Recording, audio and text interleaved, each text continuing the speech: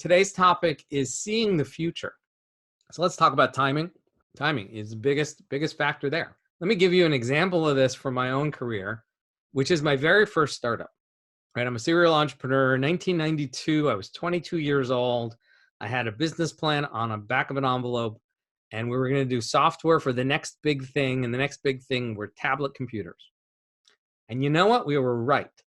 Tablet computers are the next big thing. Sometimes we call them smartphones, right? Smartphones, tablets, they're all basically the same thing. But they became big between 2008 and 2010, and my company started in 1992. We were 18 years too early. So we saw the future. We believed in that future. We were given a pitch, and we believed it, and we were right. But our timing was all wrong, and so we ran out of money. We had the money, we had the team, we had everything, but the wrong timing. Did you develop for the Apple Newton? That was actually the third platform we developed for. The first one was called PenPoint, and then it was Magic Cap, the largest IPO of its era. And then we did some Newton coding, and then the Palm came out, if people remember the Palm Pilot.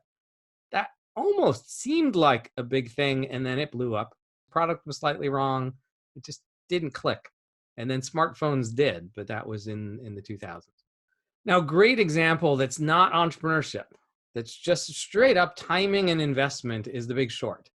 If you haven't read the book or you haven't watched the movie, I highly recommend it. I've seen the movie like 4 times now. I just read the book last month. This story is 4 characters, real life, real true story. The guy on the left there, played by Christian Bale, he was a stock trader. He had a little fund. People gave him about $400 million because he was really good at doing value investing. And before anyone else on the planet, he noticed that there was something wrong in the housing market. He placed $1 billion bet on it, made a huge amount of money. Guy on the right, played by Steve Carell, he was a trader. He used to work at Oppenheimer. He was a cynic. He thought the whole system was rigged. He saw the housing crisis and shorted the housing stocks, the builders, back in, I think it was 1997, and made some money shorting them. And then, kept going, thinking everything was rigged. Didn't see The Big Short until the guy in the middle accidentally called his investment company, because the guy in the middle had heard about this trade made by the guy on the left.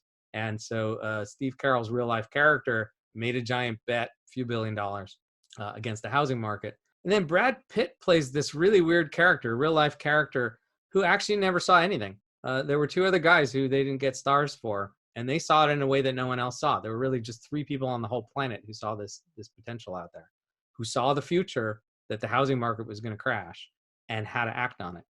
The third guy was John Paulson of JP Morgan. But these 2 kids, at least in the movie, they're kids. In real life, they were like 30-something years old. They saw it. They needed Brad's help, or Brad's character's help, to make the trade.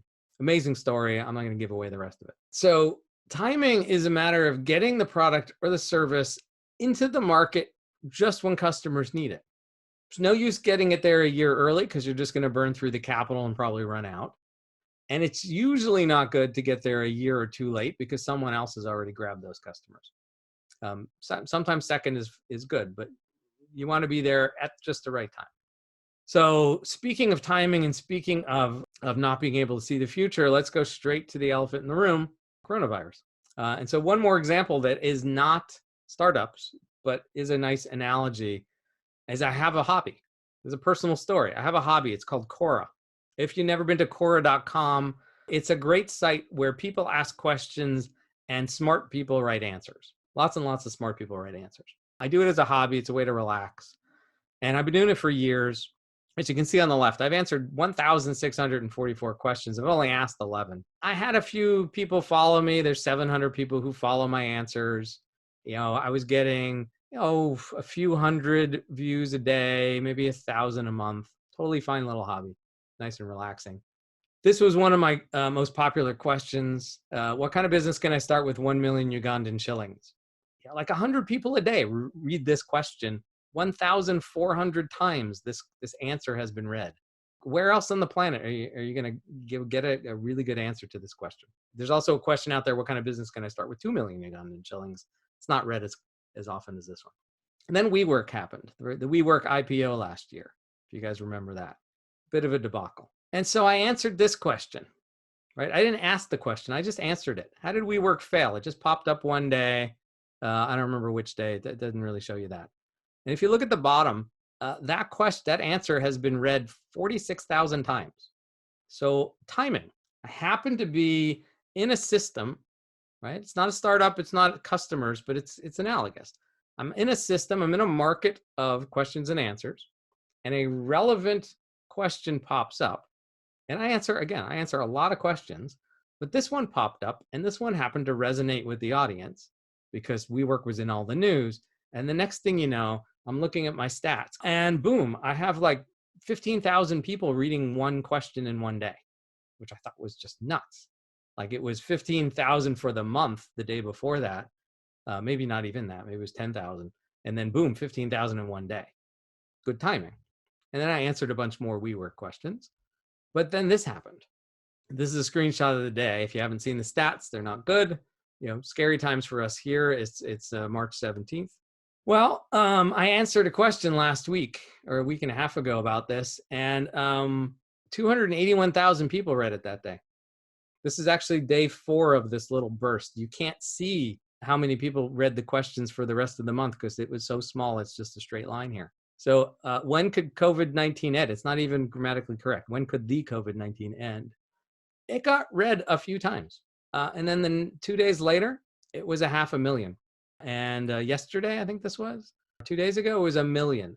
A million people have read my answers about COVID virus. So all a matter of timing. This could happen with a business just as easily if you hit it at the right time. A great example of this was Zynga. They were the first company to notice on Facebook that it was possible for an app to send messages to anybody on Facebook, anybody's friends on Facebook. And so Zynga is the creator of FarmShare, FarmFriend, Farmville. Yes, thank you. So Zynga was the creator of Farmville, and then a few other villes and a poker game and a bunch of other stuff. And for months, maybe a year, if you signed up to Farmville, all your friends found out about it and got to know when you harvested carrots and so forth. They grabbed that moment in time, built a business around it, and then soon after that, within a year or so after that, Facebook stopped the ability to do that because we all got mad and didn't want to see those messages anymore. That was a moment in time. They grabbed it and they literally turned that feature into billions of dollars of value.